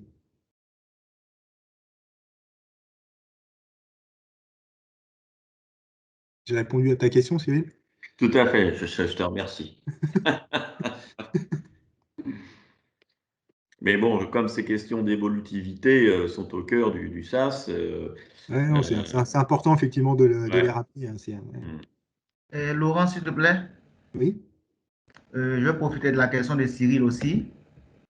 Il faut dire que pour les clients, généralement X3 et ligne 1000, il y a beaucoup de DSM ou de ESM qui sont envisagés. Est-ce que s'ils sont ils sont en mode cloud, ils pourront continuer à pouvoir bénéficier de ces éléments, de ces extensions-là? Alors, enfin, précise-moi, DSM, ESM. Pour les outils de développement sur le 1000, oui. Développement qui leur permet de pouvoir faire des spécifiques liés à leur métier. D'accord. Tout ce qui est, alors, que ce soit Lean 1000 ou X3, quand on est dans le single tenant, on fait ce qu'on veut. On est sur des environnements dédiés, on peut faire du dev sans aucune difficulté. C'est prévu pour ça, puisqu'on sait, enfin, nos clients, quasiment tous les clients X3 ont du dev spécifique. Donc aujourd'hui, c'est totalement approprié pour ce type de demande. Mais je précise bien que c'est possible dans le single tenant, puisqu'on est sur des environnements dédiés. En multi, ça sera en revanche pas possible. D'accord, ok. Donc la différence, c'est qu'il faut être un single tenant pour pouvoir bénéficier des outils de développement. Et c'est ça, exactement. Okay. De toute façon, Michael, puisque là, tu évoques DSM et ESM qui sont donc des outils de développement propres à Sage 1000. On l'a évoqué tout à l'heure, mais c'est vrai qu'il y a eu beaucoup d'informations, donc je le reprécise. En ce qui concerne Sage FRP 1000 en SaaS, de toute façon, il n'y a que le mode single tenant qui soit proposé. Donc ça veut dire que la réponse est bien sûr oui. Tout ce qui est possible de faire en termes de développement dans une 1000, que ce soit en on-premise, ce sera possible exactement de la même manière en SaaS. D'accord. Ok, merci.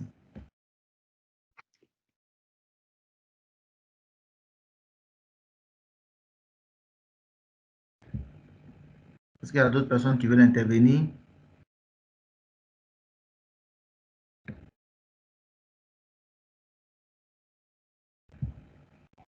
Loïc, est-ce que tu as des questions dans le chat? Non, j'ai aucune question dans le chat, mais n'hésitez vraiment pas à poser toutes vos questions.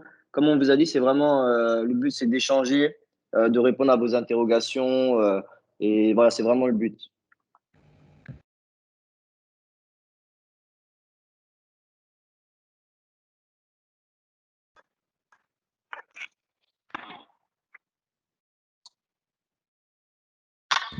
Les questions ne sont pas forcément techniques, hein, même si c'est des aspects juridiques et autres. Toutes les questions sont les bienvenues. Est-ce que vous avez des craintes? Est-ce que vous avez, par exemple, des retours d'expérience? Parce que je suppose que quand on parle de cloud, il ne s'agit pas seulement des données de gestion. Il y a le cloud, ça concerne toutes les données de l'entreprise. Aujourd'hui, on a nos Outlook et autres, nos messageries qui sont peut-être déjà même dans le cloud. Et on est un peu sceptique au niveau des données financières ou bien voilà, des données de gestion pour lesquelles, comme ces données sont un peu sensibles, on a un peu de crainte, un peu d'hésitation et autres. Donc, n'hésitez pas.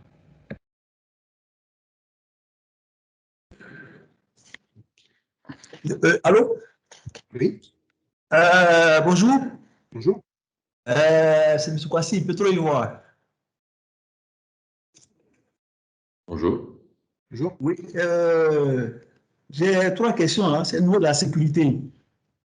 Bon, dans votre exposé, vous avez répondu plus ou moins, mais je voulais quand même poser la question.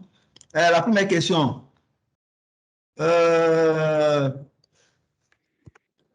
Est-ce qu'il y a l'authentification multifacteur? L'authentification multifacteur. Maintenant, au niveau de la traçabilité, est-ce qu'il y a l'historique concernant la traçabilité, au niveau des différentes actions qui sont menées sur le serveur? Maintenant, au niveau, quels sont les différents types d'alertes qui existent? Par exemple, est-ce qu'on peut faire des restrictions pour empêcher des personnes de se connecter, par exemple, le week-end ou à des différentes heures? Voici, il y a des restrictions qu'on peut apporter. C'est possible, voilà. Ouais, ok.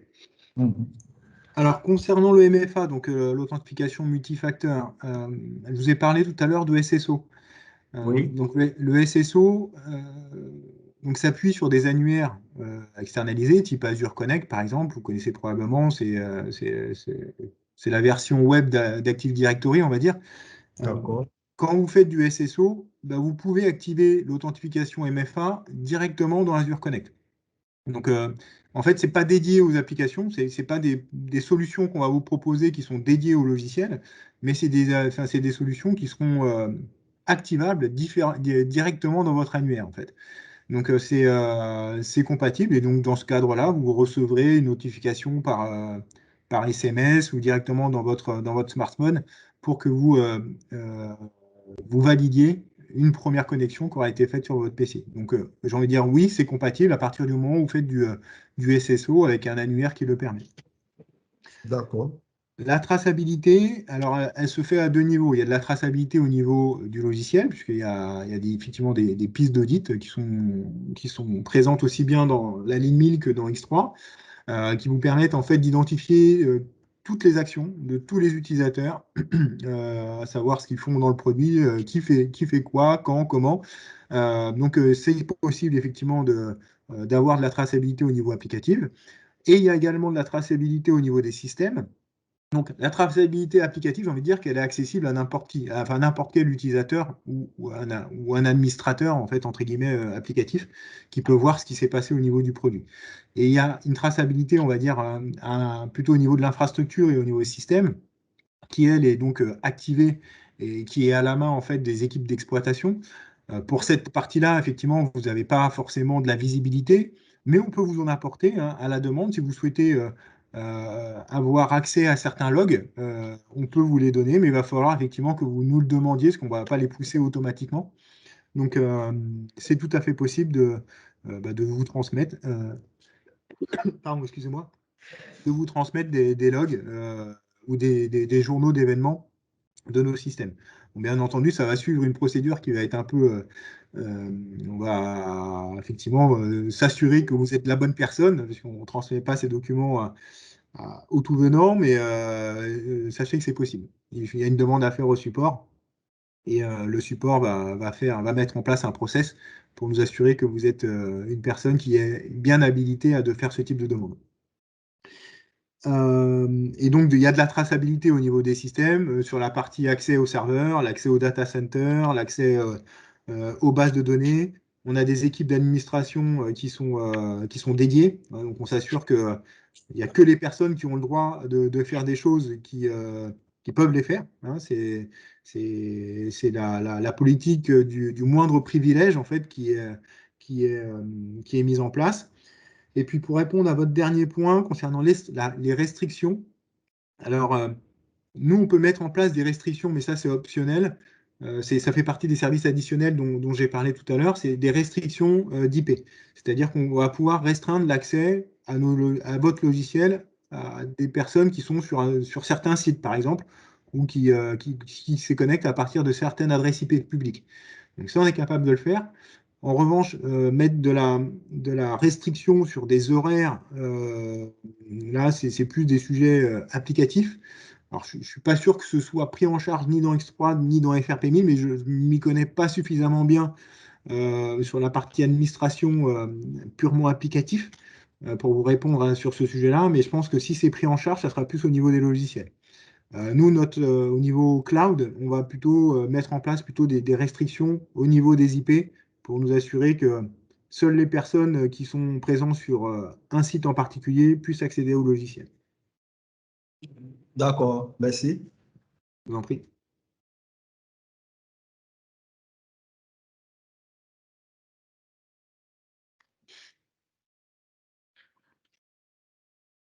Pour illustrer un petit peu les aspects de sécurité, tout à l'heure, je vous ai présenté quelques références et je vous avais dit que j'en garderai quelques-unes sous le coude, éventuellement pour illustrer justement toutes ces fonctions-là. Donc, j'en profite puisque je peux citer quelques entreprises dont vous allez voir qu'elles ne bâtinent pas avec la sécurité et pourtant elles ont choisi le mode SaaS. Par exemple, la Société Générale, que vous connaissez naturellement, qui a, elle, en l'occurrence, choisi la solution de trésorerie Sage XRT en mode SaaS. Avec en plus, d'ailleurs, on l'a évoqué, je l'ai évoqué rapidement, SEI, qui est la couche reporting, qui vient en complément et de XRT et de X3. On peut citer également EDF, dans sa branche qui gère les approvisionnements de combustibles fossiles auprès des centrales thermiques d'EDF. Donc on peut aussi penser là que on a affaire à des données extrêmement sensibles, par exemple. Et j'en ai repéré également un troisième. Alors lui, il se situe aux États-Unis, mais il est sur X3, en SSC également, donc hébergé par Sage AWS. Et il s'agit d'une société qui s'appelle PGDX et qui gère les analyses médicales et les tests cliniques. Donc là encore, on est dans le domaine médical extrêmement, je dirais, exigeant en termes de sécurité des données, s'il en est. Voilà 3 exemples piochés un petit peu. Et j'ai évoqué aussi, mais ce matin tout à l'heure, je le redis parce qu'en l'occurrence, CFAO est très présent en Afrique, donc c'est quelque chose qui nous parle à tous. Et là, c'est peut-être moins pour des aspects de sécurité que je vous le cite, mais plus pour le cas en fait qui les a conduits les raisons qui les ont conduits à choisir X3 en mode SSC, c'est tout simplement parce qu'ils ont justement comparé les coûts de migration de la V5 sur laquelle ils étaient, et donc à partir de laquelle il était nécessaire pour eux d'évoluer en V12. Et ils ont comparé les coûts, et là en l'occurrence, c'est ça qui leur a fait choisir plutôt la migration vers un mode SaaS, pour lequel ils ont calculé que le TCO au bout de 5 ans était bien plus avantageux en mode SaaS.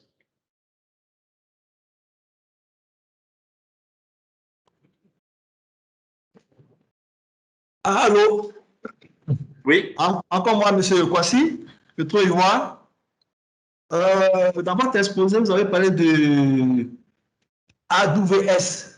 Bon, je vois, c'est un organisme, c'est quoi au juste? Je n'ai pas bien saisi. AWS, en fait, c'est notre fournisseur cloud, c'est Amazon Web Services. C'est le numéro 1 du cloud mondial devant Microsoft Azure, devant Google GCP, devant Oracle. C'est eux qui sont à l'origine du cloud. C'est eux qui ont été les premiers à fournir du service cloud. Et voilà, c'est une entreprise qui est dédiée, qui est spécialisée dans le cloud. Et nous nous appuyons sur eux pour vous fournir ce service. Donc Sage se concentre, on va dire, sur son activité première qui est l'édition de logiciels. Et pour vous fournir un service cloud, on s'appuie sur AWS, Amazon Web Services, pour toute la partie infrastructure, réseau, sécurité, tous ces sujets qui sont particulièrement importants pour fournir un service de qualité. D'accord. Une autre question. Est-ce que j'ai la possibilité d'avoir une base test? Parce qu'actuellement, moi, ici, j'ai une base test où je peux faire des tests pour voir si certaines configurations, paramétrages conviennent. Voilà, est-ce que avec le cloud, je peux avoir ce service-là? Oui, bien sûr, c'est prévu. Vous avez un environnement de production et de recettes qui sont prévus en standard pour X3 et un environnement de production et pour pour X3, oui, c'est un environnement de production et de recettes en standard, et pour la ligne 1000, c'est un environnement de production en standard et en recette si vous le souhaitez. C'est en option. Mais c'est possible. Il n'y a aucun problème par rapport à ça. Est-ce que vous avez pris en compte le problème de bande passante? Vous savez qu'en Afrique, on a des problèmes de connexion d'Internet, problème de bande passante. Est-ce que vous avez pris en compte Alors, ce que je disais, effectivement, c'est qu'on a fait le nécessaire, enfin, à notre niveau, parce qu'il y a la bande passante, elle est à prendre en considération à 2 niveaux, côté client et côté fournisseur cloud. Nous, en travaillant avec AWS, j'ai envie de dire qu'on a fait une bonne partie du chemin, c'est-à-dire qu'on fournit une qualité de réseau qui est optimale, qui couvre le monde entier. On est présent, enfin, AWS est présent sur plusieurs continents et dessert plus de 245 pays. Donc ça, à ce niveau-là, nous, j'ai envie de dire qu'on a couvert une partie du chemin. En revanche, vous, de votre côté, vous devez aussi souscrire à des abonnements Internet de qualité pour pouvoir avoir une bande passante de qualité et fiable. Donc ça, c'est votre partie du chemin qu'il va falloir faire et qui n'est pas négligeable, hein. Elle est très importante pour que les utilisateurs aient une expérience au niveau du logiciel qui soit réussie. Donc la bande passante, elle est cruciale pour que le service soit bon, mais il est aussi en partie de votre côté de souscrire à des abonnements Internet qui soient de qualité. Et comme je vous l'ai dit aussi, mais bon, peut-être que mais je vais le répéter, on est capable, avec l'application 7G3 ou FRP1000, de dire précisément combien on a besoin en bande passante par utilisateur. Par exemple, pour 7G3, on a besoin de 60 kilobits par seconde par utilisateur. Donc, si on multiplie ce chiffre par le nombre d'utilisateurs dont vous allez avoir besoin pour votre projet, on a très facilement la bande passante globale nécessaire pour l'application. Donc à vous ensuite de souscrire à un abonnement Internet qui couvre cette bande passante pour qu'il n'y ait pas de sujet au moment de l'utilisation du logiciel. Je ne sais pas si j'ai été clair. Oui, si, c'est clair, c'est clair.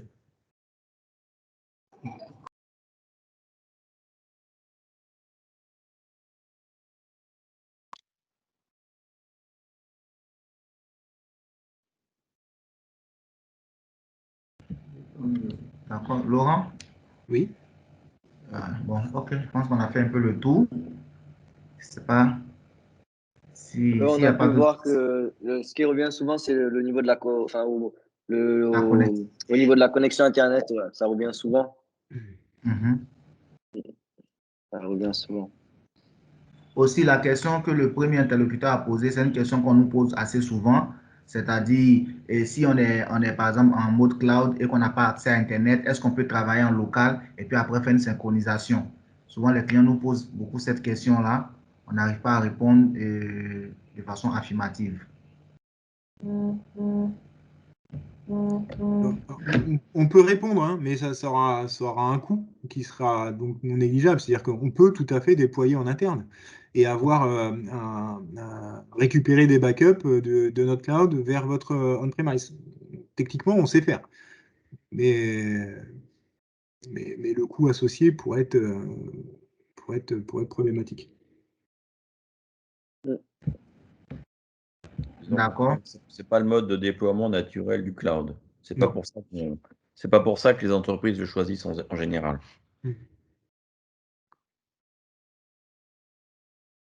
Donc, je ne sais pas s'il y a d'autres questions. Peut-être une dernière question, si quelqu'un veut prendre la parole avant qu'on clôture.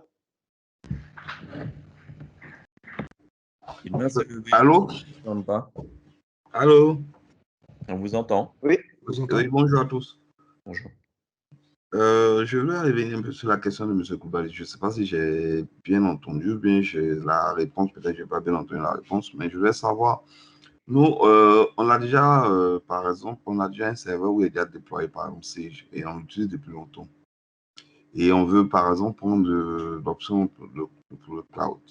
Comment se fera le transfert, le paramétrage de telle sorte qu'on puisse laisser cette partie physique-là pour avoir la partie, si vous voulez, en griffe virtuelle? Comment ça va se passer? Je suis désolé, j'ai pas bien compris.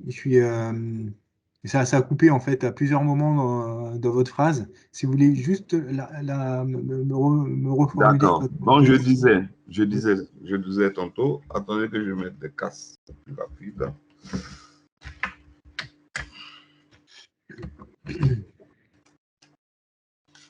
Allô? Oui.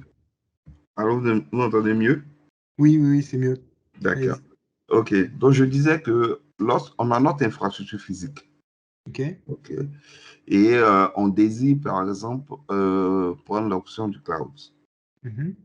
Comment se fait cette migration? Peut-être que c'est ce que M. Koubali avait, peut-être que je n'ai pas bien entendu la réponse, mais je voulais savoir comment se fera la migration. J'ai envie de dire assez simplement, si vous avez déjà votre infra avec une application 7G3 ou 7GFRP1000, je ne sais pas laquelle. C'est la ligne 1000. C'est la ligne 1000, ok. Bah, écoutez, ça va se faire très simplement, c'est-à-dire qu'on va vous réclamer, en fait, on va d'abord réinstaller votre produit dans notre infrastructure au même niveau de version ou à la dernière. Ah, j'ai l'impression que. Ah, ou à la dernière, ou au dernier. Attendez, est-ce qu'il y a. Ou au dernier niveau de version que vous attendez. Je ne sais pas si vous êtes en quelle version de FRP 1000 vous êtes aujourd'hui. Nous sommes en version 7 et nous allons migrer en version 9 bientôt. D'accord. Limite, ça serait peut-être l'occasion en fait, de faire cette migration vers la V9 directement dans notre cloud. On va effectivement récupérer votre jeu de données, votre backup, et on va faire la migration, nous, directement dans notre infrastructure. Et vous allez accéder. Excusez-moi, est-ce que vous pouvez couper les... Je suis en train de regarder, j'arrive.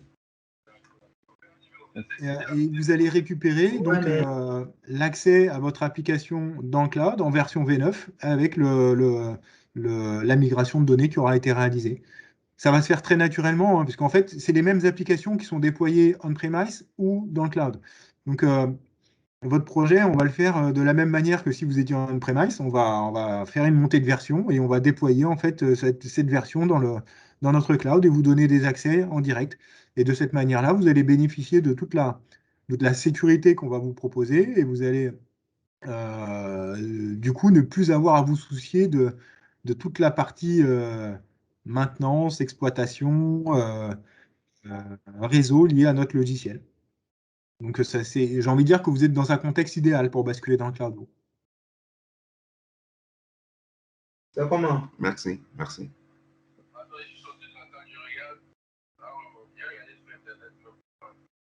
Mais regarde, si ça link bien normalement sur le switch. Moi, par contre, je suis désolé, mais j'ai un autre meeting à 14h. Oui, oui. De toute façon, ouais, je pense qu'on arrive, on a fait le tour de toutes les questions. En tout cas, vraiment, merci Laurent en fait, pour tous ces éclaircissements. Merci aussi à Cyril. J'espère que les personnes présentes ont pu y voir un peu plus clair, que ce soit au niveau de la sécurité, au niveau des processus, de comment ça fonctionne. Et dans tous les cas, Laurent, moi, je t'enverrai d'autres questions par la suite, parce qu'il y a des personnes qui sont arrivées un peu en retard, donc je te les enverrai. Et voilà, donc je vous remercie en tout cas tous pour cet événement. Et n'hésitez pas aussi, les personnes qui auront d'autres questions qui viennent dans l'avenir, n'hésitez pas à nous les envoyer. On reste à votre disposition, bien entendu. Si vous avez d'autres questions, on y répondra. C'était un grand plaisir. Merci beaucoup à tous. Merci beaucoup. Bonne journée à tous. Merci, merci. Merci Laurent, merci Cyril, et merci pour la participation de tous. Merci et bonne journée à tous. Merci. Bonne journée. Au revoir. Bonne journée. Au revoir. Au revoir.